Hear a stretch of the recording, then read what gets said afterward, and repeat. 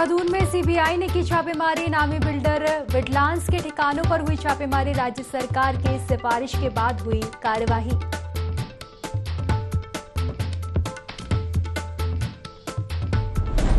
प्रधानमंत्री नरेंद्र मोदी की छात्रों के साथ 27 जनवरी को परीक्षा पर चर्चा। उत्तराखंड के 2 बच्चे भी करेंगे पीएम मोदी से संवाद। 5000 सरकारी और गैर सरकारी स्कूलों में दिखाया जाएगा कार्यक्रम।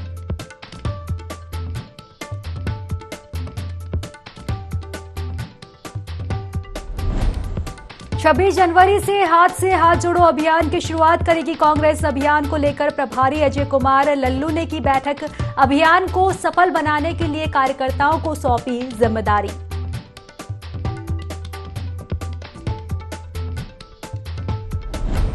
और स्वास्थ्य निदेशक ने किया मसूरी उप जिला चिकित्सालय का निरीक्षण। चिकित्सालय की कमियों को दूर करने के लिए दिए अधिकारियों को निर्देश।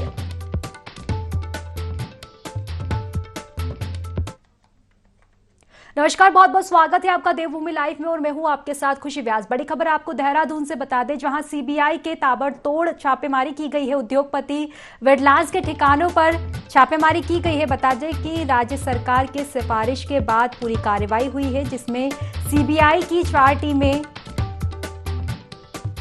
पूरी कार्यवाही कर रही है। बता दें कि छापेमारी कार्यवाही यहां पर की गई है।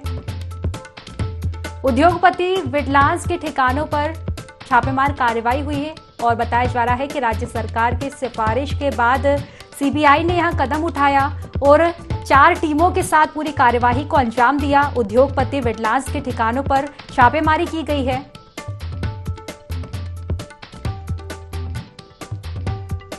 चलिए खबर पर ज्यादा जानकारी लेंगे। हमारे संवाददाता आकाश हमारे साथ बन चुके हैं। आकाश, उद्योगपति विजिलेंस के ठिकानों पर छापेमार कार्यवाही की गई है। अभी तक क्या कुछ कार्यवाही में निकलकर सामने आया है? देखिए, बिल्कुल सुबह से ही आज जो विजिलेंस जो बड़े उद्योगपति हैं, कई प्रोजेक्ट उनके देहरादून में संचालित किए जा रहे हैं और उनके यहाँ आज सीबीआई ने छापेमारी की है। बात करें तो काफी लंबे समय से उनके ऊपर कई आरोप जो है सिद्ध हुए थे और उस आरोपों को लेकर के चाहे जमीन को लेकर के हों या फिर तमाम जो ट्रांजैक्शंस को लेकर भी कहीं ना कहीं के सवाल उठ रहे थे और उसको लेकर के लगातार सरकार के को जो है शिकायतें मिल रही थी। और इसी के चलते सरकार की तरफ से इस पूरे मामले को लेकर के सीबीआई को रिकमेंड किया गया था कि इस पूरे मामले की सीबीआई से जांच होनी चाहिए। और जो सूत्र हैं वो बता रहे हैं कि सीबीआई ने इसमें तकरीबन 4 मुकदमे जो है दर्ज किए थे। कुछ जो आपत्तियां मिली थी उसको लेकर के जो सरकार ने रिकमेंड किया था, उसके बाद कुछ आपत्तियां जो है मिली थी, उसका सीबीआई ने मुकदमा दर्ज किया। और मुकदमा दर्ज करने के बाद आज सुबह से ही तकरीबन 6 ऐसे ठिकाने हैं। पहले 4 ठिकानों पर छापेमारी की गई थी, उसके बाद 2 अन्य और ठिकानों पर जो है छापेमारी लगातार सुबह से जारी है। और ऐसे में कह सकते हैं कि जो कार्रवाई की सिफारिश की गई थी उसके आधार पर की जा रही है। और निश्चित तौर पर कहीं ना कहीं सुबह जब छापेमारी की गई थी तो मीडिया ने बात करने की कोशिश भी की थी, लेकिन मीडिया से सीबीआई के तमाम अधिकारियों ने लगातार जारी है। जैसा कि आपने बताया, सुबह से ही कार्रवाई जारी है, तो ऐसे में क्या और भी खुलासे, बड़े खुलासे इसमें हो सकते हैं? बिल्कुल, जिस तरह से उम्मीद जताई जा रही है कि सरकार ने जब सिफारिश की थी तो कई अनियमितताएं पाई गई थी, कई शिकायतें जो है उसमें मिली थी और उसी के आधार पर कहीं ना कहीं सीबीआई को रिकमेंड किया गया था। और माना जा रहा है कि 4 मुकदमे कहीं ना कहीं सीबीआई ने जिस तरह से दर्ज किए थे उसके बाद से जो छापेमारी की जा रही है, तो ऐसे में कह सकते हैं कि सुबह से जब कार्रवाई जारी है तो आने वाले समय में इसको लेकर के बड़े खुलासे और भी हो सकते हैं। क्या कुछ कार्रवाई के दौरान मिला है उसको लेकर भी जल्द से जल्द जो खुलासे हैं वो कहीं ना कहीं सीबीआई की तरफ से किए जा सकते हैं। जी, बहुत बहुत शुक्रिया तमाम जानकारी साझा करने के लिए आकाश।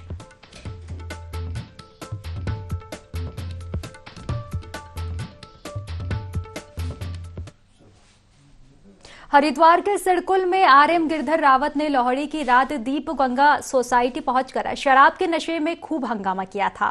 साथ ही लोगों के साथ अभद्रता भी की थी, जिसकी सूचना लोगों ने पुलिस को दी। जिसके बाद आरएम रावत ने पुलिस के सामने सबसे माफी मांगी, पर हंगामा करना रावत को भारी पड़ सकता है। कैबिनेट मंत्री गणेश जोशी ने सिडकुल के एमडी को रावत को सस्पेंड करने के निर्देश दे दिए हैं। वहीं औद्योगिक विकास कैबिनेट मंत्री का कहना है कि उन्हें आरएम रावत के खिलाफ शिकायत प्राप्त हुई थी कि नशे में उन्होंने महिला के साथ अभद्रता की थी। साथ ही कहा कि इस पूरे प्रकरण की सख्ती से जांच की जाएगी। सिडकुल के सिटी वसुद द्वारा किसी महिला के साथ हत्या की गई है, तो शराब के नशे में थे, ऐसा आरोप के द्वारा बताया गया है। और मैंने तुरंत सिडकुल के एमडी रोहित मीणा से दूरभाष से बात की है, उनको सस्पेंड किया जाएगा पूरी प्रकरण की जांच की जाएगी और उस जांच में अगर और दोषी पाए जाते हैं और भी इससे बड़ी सजा उनको दी जाएगी और कहीं भी कोई मामला संज्ञान में आता है सरकार तुरंत कार्रवाई करेगी। भारत जोड़ो यात्रा के समापन के साथ ही कांग्रेस एक और अभियान शुरू करने जा रही है। 26 जनवरी से पूरे देश में हाथ से हाथ जोड़ो अभियान की शुरुआत की जाएगी। इसमें समाज के सभी वर्गों को कांग्रेस से जोड़ने की कोशिश की जाएगी। वहीं अभियान के प्रभारी अजय कुमार लल्लू की अध्यक्षता में प्रदेश कांग्रेस नेताओं के साथ बैठक हुई, जिसमें अभियान को सफल बनाने के लिए चर्चाएं की गई।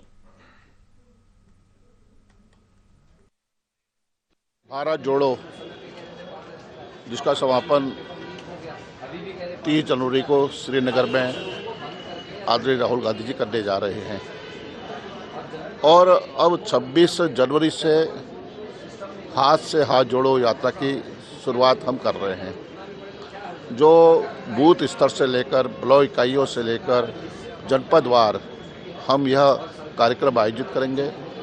हम जनमानस के बीच में जाएंगे और संदेश देना चाहते हैं सद्भाव का, प्रेम का, इंसानियत का, मानवता का। आज जरूरत है नफरत और घृणा का जो बीज बोया जा रहा है, उस नफरत और घृणा के खिलाफ हमने आवाज़ बनकर जनता के बीच में जाना है और मेरा मानना है कि कांग्रेस ने जो शुरुआत की है निश्चित रूप से सार्थक उसके परिणाम निश्चित रूप से मिलेंगे। भारत जोड़ो यात्रा जो माननीय राहुल गांधी जी के नेतृत्व में पिछले लगभग 4 महीने से चल रही है, उसी का दूसरा चरण हाथ से हाथ जोड़ो यात्रा है। इस यात्रा के जरिए हम हर घर तक, प्रदेश के एक एक घर तक पहुंचने की कोशिश करेंगे।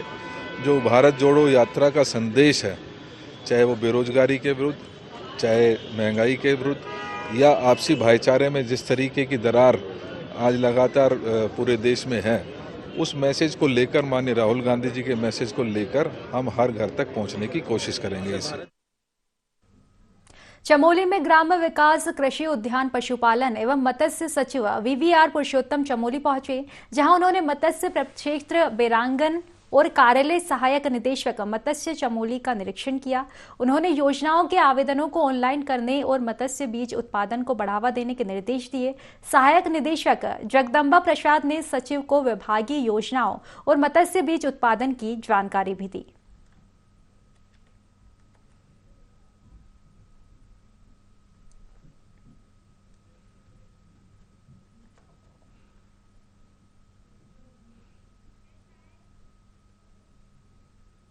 हरिद्वार के चिकित्सकों ने ईएमए के केंद्रीय कार्यालय Balaji institute of alternative medical science Jwalapur के सभागार में हर्ष बैठक आयोजित की, जहां राष्ट्रीय अध्यक्ष डॉक्टर केपीएस चौहान का सम्मान किया गया। डॉक्टर चौहान ने बताया कि इलेक्ट्रो होम्योपैथी को लेकर 6 साल पहले एक कमेटी का गठन किया गया था, जिसके तहत रिपोर्ट भारत सरकार को भेज दी गई थी। इसे देश में प्रचलित विभिन्न अन्य चिकित्सा पद्धतियों की भांति इलेक्ट्रो होम्योपैथी काउंसिल बनने से इसके चिकित्सकों को सरकारी स्वास्थ्य सेवाओं में नियुक्ति मिलने का मार्ग प्रशस्त हो जाएगा।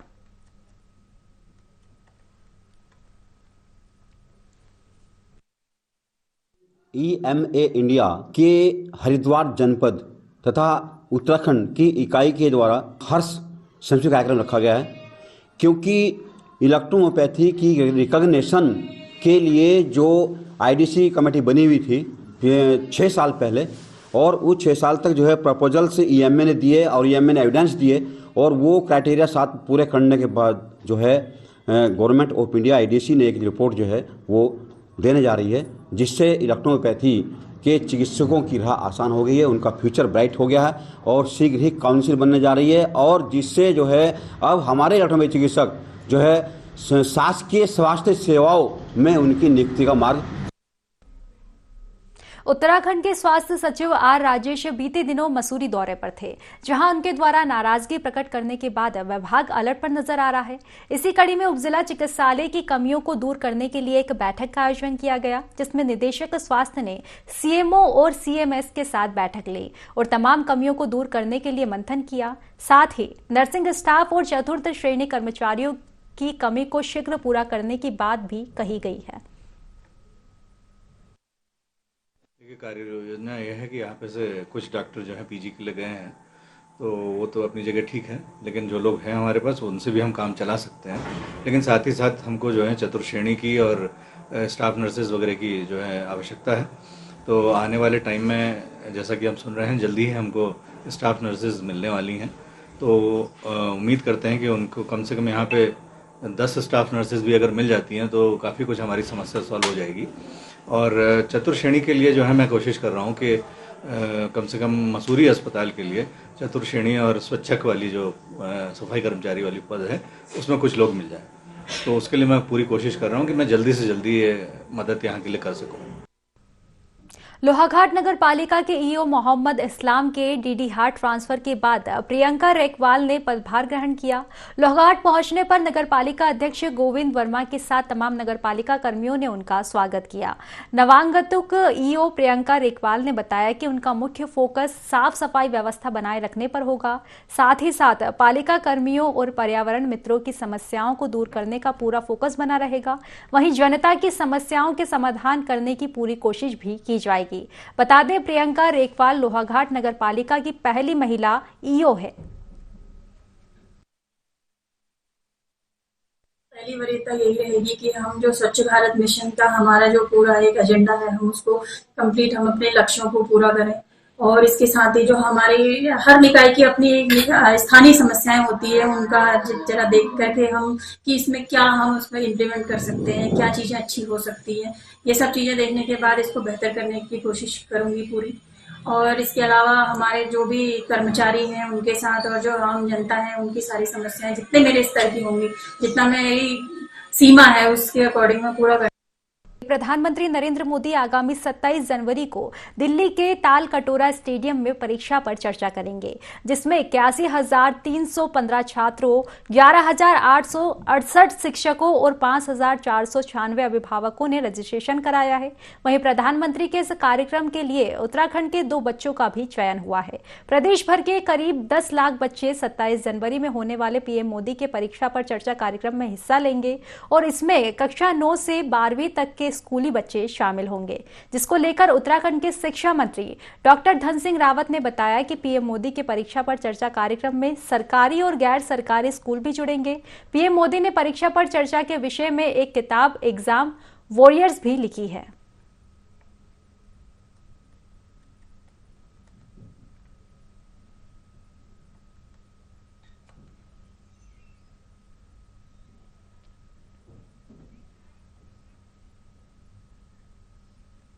हल्द्वानी के कुमाऊं में एमबीबीजी के कॉलेज में छात्र संघ कार्यालय का उद्घाटन सफाई कर्मियों ने किया। कॉलेज के प्राचार्य ने बताया कि कुमाऊं के सबसे बड़े कॉलेज में महाविद्यालय के अंदर छात्र संघ कार्यालय न होने से छात्रों को बड़ी समस्याओं का सामना करना पड़ता था, जिसकी वजह से छात्र अध्यक्ष रश्मि लंगड़ा ने छात्र संघ कार्यालय बनाने की मांग की थी। साथ ही बताया कि इसके बनने से छात्रों की समस्याओं को अब जल्द ही सुलझा लिया जाएगा।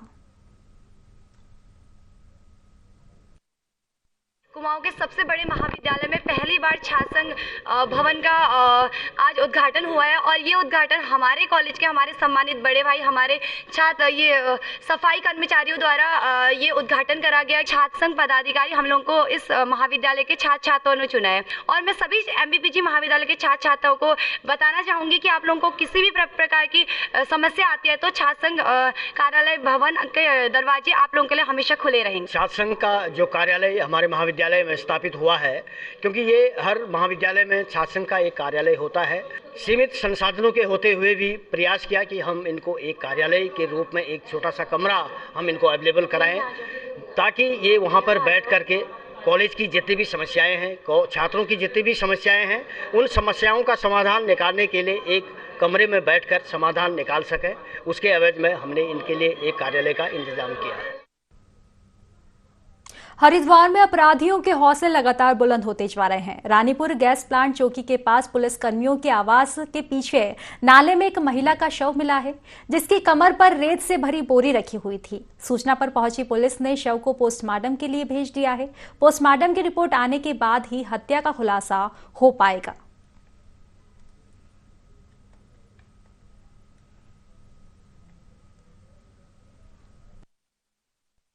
एक 40-45 साल की उम्र की महिला का जो है एक शव नाले में गिरा हुआ है और नाला भी बहुत गहरा नहीं था, बहुत नॉर्मल जिसमें पानी जाता है और ये इंडस्ट्रियल एरिया के पास की बात थी। चूंकि महिला से संबंधित अपराध से सूचना थी, इस पर तत्काल घटनास्थल का निरीक्षण भी किया गया।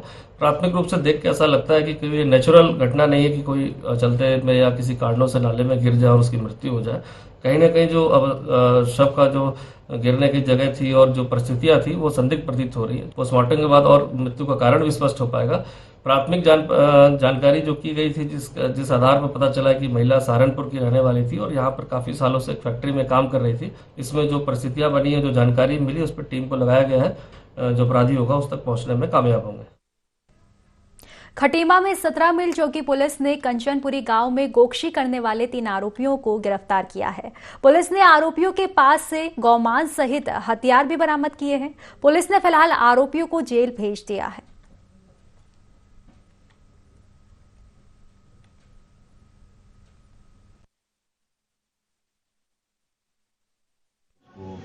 जरिए मुझको सूचना मिली कि कंचनपुरी गांव में गौवंशी जानवर का वध किया जा रहा है। इस सूचना पर तत्काल एक टीम गठित करके एसआई संदीप लिपाल के नेतृत्व में एक टीम गठित करके मौके पर भेजी गई। तो वहाँ पे अब्दुल सलाम, बसीरा और सद्दाम, इन तीनों के कब्जे से कटे हुए गौमांस के पीसेज करीब 95 किलो और उनको काटने वाले हथियार बरामद हुए। तीनों को गिरफ्तार कर गौवंश संरक्षण अधिनियम के तहत जेल। उत्तराखंड सरकार के राज्य खाद्य आयोग के अध्यक्ष भूपेंद्र कुमार सितारगंज पहुंचे, जहां नगर पालिका सितारगंज सभागार में पूर्ति विभाग, शिक्षा विभाग, बाल विकास विभाग और नगर पालिका सभासदों के साथ सतर्कता समिति की बैठक उन्होंने की। बैठक में राशन कार्ड की समस्याएं सुनी गई, जिस पर उन्होंने पूर्ति विभाग के अधिकारियों को जल्द निराकरण करने के निर्देश दिए। साथ ही लोगों से सरकार की योजनाओं की जानकारी ली और कहा कि किसी को भी राशन से संबंधित कोई समस्या है तो वह राज्य खाद्य आयोग में शिकायत दर्ज करा सकता है, जिस पर जांच कर कार्यवाही की जाएगी। नगर पालिका सितारगंज की सतर्कता समिति की यह बैठक की गई और इस बैठक में भिन्न भिन्न बिंदुओं पर कुछ बातें आई। हमने तीनों डिपार्टमेंट को इसमें कवर किया है, सप्लाई डिपार्टमेंट को, आईसीडीएस को और शिक्षा विभाग को, जिसमें मिड डे मील है। हमने आयोग की तरफ से यह कहना है कि अगर जो पात्र व्यक्ति है और वो मानक के अनुसार पात्रता रखता है तो जो जिला स्तर पर कोई समस्याएं हैं तो उनकी शिकायत आयोग में कर सकता है। जिला शिकायत निवारण अधिकारी जिले के मुख्य विकास अधिकारी होते हैं, आप वहां भी जा सकते हैं और वहां से जो निर्णय आएगा, अगर आप उस निर्णय से संतुष्ट नहीं है तो उसकी अपील के लिए आयोग में आ सकते हैं। राष्ट्रीय खाद्य सुरक्षा अधिनियम के तहत गठित है। इसमें लाभार्थी के साथ साथ राशन के कोटेदार को भी कोई शिकायत है सरकार से तो वो भी अपनी शिकायत दर्ज करा सकता है। आपदा से घिरे जोशीमठ को फिर से बसाने के लिए शहरी आवास विभाग ने तैयारियां शुरू कर दी है। इसको लेकर शहरी विकास और आवास मंत्री प्रेमचंद अग्रवाल ने एक बैठक ली और चमोली के जोशीमठ सहित अन्य शहरों के मास्टर प्लान को लेकर समीक्षा की। कैबिनेट मंत्री प्रेमचंद अग्रवाल ने बताया कि चमोली जिले के मास्टर प्लान को लेकर REPL संस्था को जिम्मेदारी दी गई है। वैसे तो सामान्य प्रक्रिया के तहत इस संस्था को 1.5 वर्ष का समय दिया गया है, लेकिन अब जिस तरह के हालात हैं उन्हें देखते हुए इस एजेंसी को तत्काल बुलाया गया है और अभी तमाम टेक्निकल इन्वेस्टिगेशन के साथ समन्वय स्थापित करते हुए काम करने के निर्देश भी दिए गए हैं। मास्टर प्लान के लिए एजेंसी REPL को पहले नामित किया गया था और उससे कहा भी गया था कि वो अपना काम प्रारंभ करे, लेकिन अब हमने तय किया है कि उसको हम जल्द बुला के और जोशीमठ भेज रहे हैं ताकि वहाँ जो एजेंसीज काम कर रही हैं, जो स्टडीज कर रही हैं, एजेंसी जो सर्वे कर रही हैं, उनके साथ कोऑर्डिनेट करके ये जानकारी ले कि कहाँ पे अंतिम चिन्हीकरण का काम होगा ताकि हमारी ये टीम उसमें मास्टर प्लान का काम प्रारंभ करे। बहुत जल्द इसके काम के लिए कहा जाएगा कि ताकि ये जो पुनर्वास होना है उसमें लोगों को भी दिक्कत ना हो और हमारे आने वाले टाइम पे जो समस्याएं आने वाली है उसमें कहीं ना कहीं इस एजेंसी का भरपूर हम लाभ ले सकें। पूरे प्रदेश भर की जो पहाड़ी एरियाज हैं विशेषकर, उसमें जो कैरिंग कैपेसिटी की बात जैसे माननीय मुख्यमंत्री जी ने कही थी, उस पर भी हम लोग कोशिश करेंगे कि सभी जगह का इस प्रकार का सर्वेक्षण कर लें ताकि आने वाले समय पे ऐसी बड़ी समस्या जो आज जोशीमठ में है, उस प्रकार की समस्या का सामना हमें फिर दोबारा न करना पड़े। जोशीमठ के वार्ड 9 में भूधसाव से 849 भवन प्रभावित हुए हैं। जिला आपदा प्रबंधन प्राधिकरण की रिपोर्ट के अनुसार इसमें से 165 भवन ऐसे हैं जिनको असुरक्षित जोन में रखा गया। प्रशासन ने अब तक 237 परिवारों के 800 सदस्यों को सुरक्षित स्थानों पर विस्थापित कर दिया है। प्रशासन ने अस्थायी राहत शिविरों के रूप में 83 स्थानों पर 615 कक्षों का चिन्हांकन किया है, जिसमें 2190 लोगों को ठहराया जा सकता है। वहीं पीपल कोठी में अस्थायी राहत शिविरों के रूप में 20 भवनों के 491 कमरों को चयनित किया गया है, जिसमें 2205 लोगों को ठहराया जा सकेगा।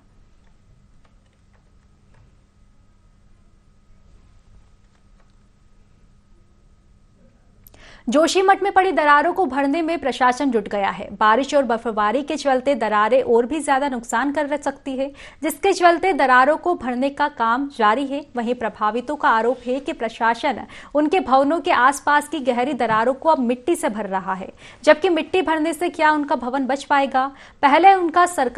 पहले सरकार उनको मुआवजा दे। वहीं मनोहर बाग वार्ड के आपदा प्रभावितों का कहना है कि वो राहत शिविरों में नहीं रहने वाले, वहां अपने जर्जर भवनों में वापस लौट रहे हैं। प्रशासन उनको रोक सके तो रोक ले।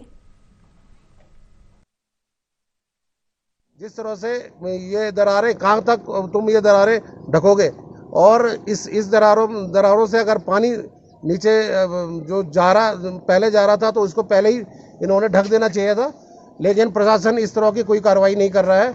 और देखो हम अभी तक सामान शिफ्ट करने पे लगे हुए हैं, और जो है आज से हम अपने घर में ही सोएंगे जब तक हमारा मुआवजा घोषित नहीं होता है। मनोहर बाग में रहता हूँ, हमारा घर पूरा टूट चुका है और हम अपना सामान शिफ्ट कर रहे हैं। हमको रहने को नहीं है, कहाँ हम खाएंगे, कहाँ रहेंगे, हम तो खाली परेशानी में है। तो पता नहीं किसने भेज रखा है कि 10-12 लेबर भेज रखा है, दरार बूझ।